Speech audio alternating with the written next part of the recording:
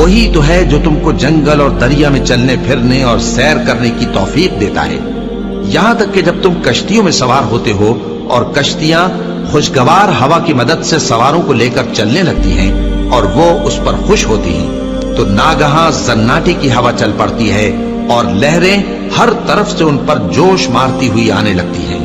اور وہ خیال کرتے ہیں کہ اب تو لہروں میں گھر گئے، تو اس وقت خالص اللہ ہی کی عبادت کر کے اس سے دعا مانگنے لگتے ہیں کہ اے اللہ، اگر تو ہم کو اس سے نجات بخشے تو ہم تیرے بہت ہی شکر گزار ہوں۔ پھر جب وہ ان کو نجات دے دیتا ہے تو ملک میں ناحق شرارت کرنے لگتے ہیں۔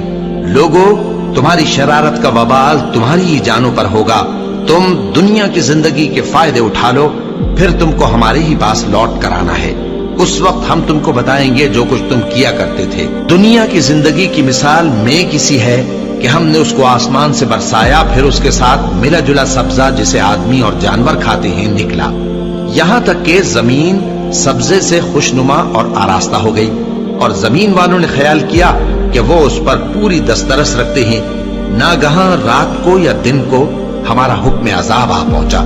تو ہم نے اس کو کاٹ کر ایسا کر ڈالا کہ گویا کل وہاں کچھ تھا ہی نہیں۔ جو لوگ غور کرنے والے ہیں ان کے لیے ہم اپنی قدرت کی نشانیاں اسی طرح کھول کھول کر بیان کرتے ہیں۔